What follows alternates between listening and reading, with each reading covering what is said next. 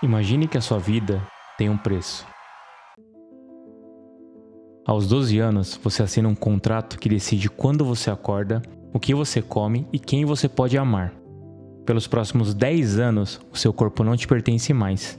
Ele pertence a uma corporação.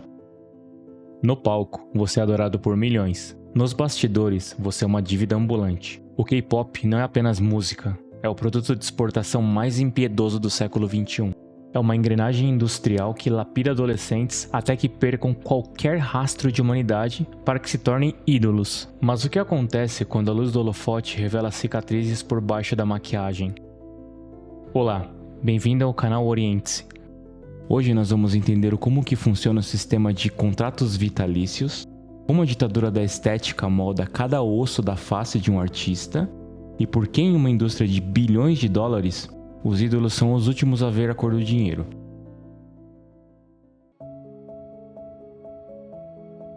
O K-pop é a experiência audiovisual mais relevante da atualidade. Mas por trás do brilho que move bilhões de dólares, existe uma realidade cruel. Tudo começa com a assinatura de um contrato que muitos especialistas chamam de contrato de escravidão. Aos 12 anos, uma criança entrega sua juventude a uma empresa. Cientificamente, isso é uma comodificação extrema, ou seja, o jovem deixa de ser uma pessoa e passa a ser um ativo financeiro no balanço de uma empresa. Aqui está a conta que não fecha. Cada hora de aula e cada consulta médica contabilizada como um empréstimo. O idol estreia já devendo centenas de milhares de dólares. Mesmo em turnês mundiais, muitos artistas podem não ganhar nenhum centavo. Todo o lucro vai primeiro para pagar a dívida acumulada durante os anos de trainee. Sabe aquele clipe luxuoso?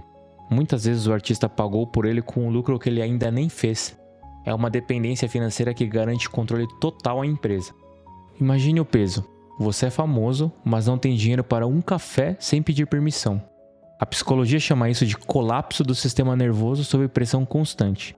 A Comissão de Comércio Justo da Coreia já começou a investigar essas práticas. Porém, enquanto o público aceitar o brilho sem questionar a sombra, o sistema sobrevive.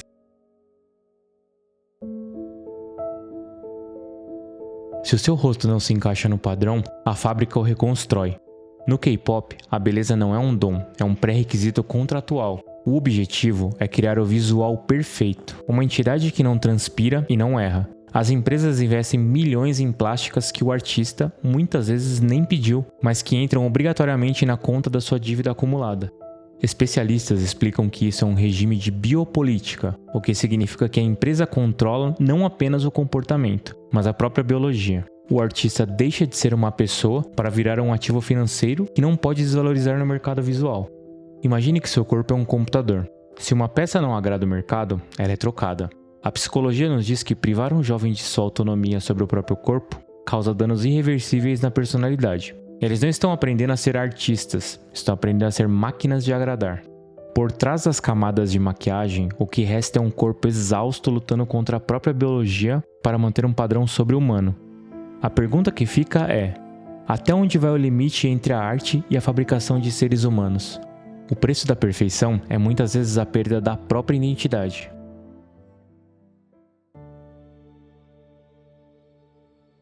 No K-pop, o oposto do amor não é o ódio, é o silêncio.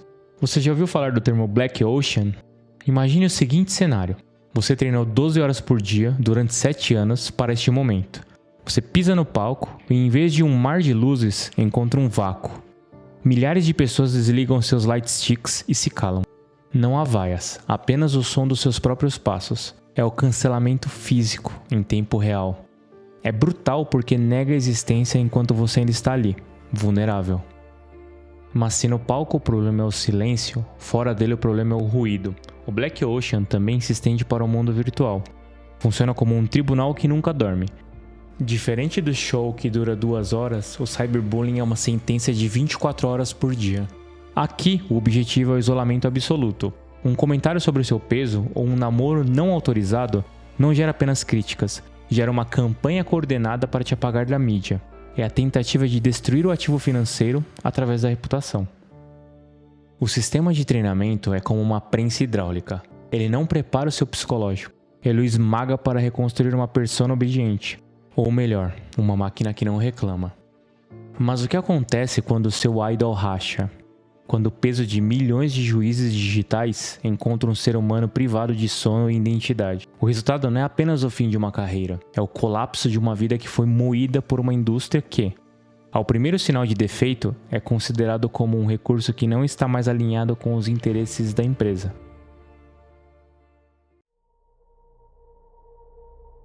Quando a pressão do Black Ocean e o ruído do tribunal digital se encontram, o resultado é um colapso que a indústria tenta, a todo custo, rotular como problema pessoal. Para as empresas, o WIDO é como uma lâmpada de alta intensidade. Enquanto brilha, gera lucro. E quando queima, ao invés de consertarem, eles simplesmente fazem a troca. O que é comumente chamado de hiato por motivos de saúde é muitas vezes o último grito de socorro de alguém que foi privado de sua identidade básica. Quer uma prova de que a conta não fecha? Olhe para o caso da Chu, ex-integrante do grupo Luna. Ela era onipresente em comerciais, uma das mais rentáveis da Coreia. Mas a matemática era cruel. Imagine ficar com 30% das vendas, mas ter que pagar 50% das contas de luz, aluguel e estoque. O resultado é óbvio. Quanto mais você trabalha, mais você deve. Chu revelou que, mesmo no auge, seu saldo era negativo. Ela pagava para ser uma estrela. Esse abuso não é novo. O caso do grupo JYJ foi o marco dessa guerra, processando a gigantesca SM por contratos de 13 anos. O sacrifício deles gerou a lei JYJ, uma tentativa do governo de colocar um freio em uma máquina que não sabe a hora de parar. O nome da lei refere-se à inicial do nome de cada um dos integrantes do grupo: Kim Se-jung, Park Yoon-chun e Kim Jun-soo. Esses nomes não são fofocas, são precedentes jurídicos de um sistema de endividamento que só muda quando o artista decide, a um custo altíssimo, quebrar o silêncio.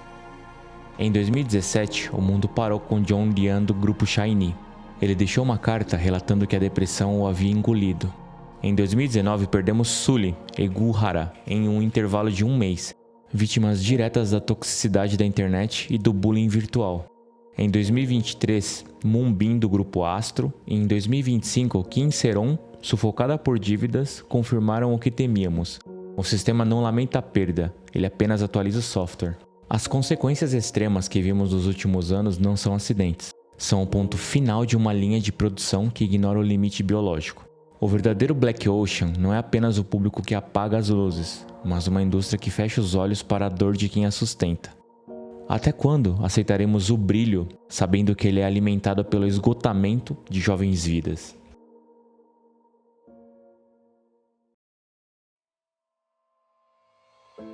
Neste ramo, a privacidade é um luxo que não consta no contrato. Mas isso não é o erro do sistema, é o design dele. As empresas promovem o que chamamos de namoro imaginário. Imagine que você compra um produto e acredita que por ter pago por ele, você é o dono de como ele deve se comportar em casa.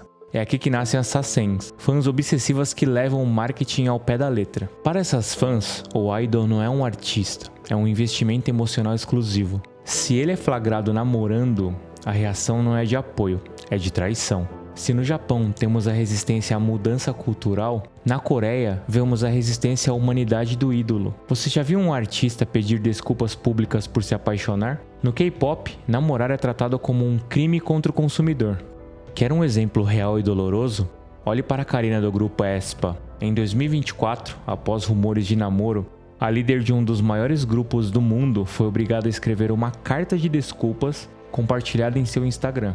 Ela pediu perdão por decepcionar os fãs, dizendo estar arrependida e prometeu mostrar um lado mais maduro e diligente no futuro. O idol é obrigado a se humilhar em cartas manuscritas, pedindo perdão nas suas redes sociais por decepcionar quem comprou sua imagem de solteiro eterno. As sasaens rastreiam voos, invadem quartos e conseguem números do telefone privado. Elas são a sombra do brilho que vimos no início. É o preço de transformar o amor em uma mercadoria escalável. Você acaba criando perseguidores em vez de admiradores.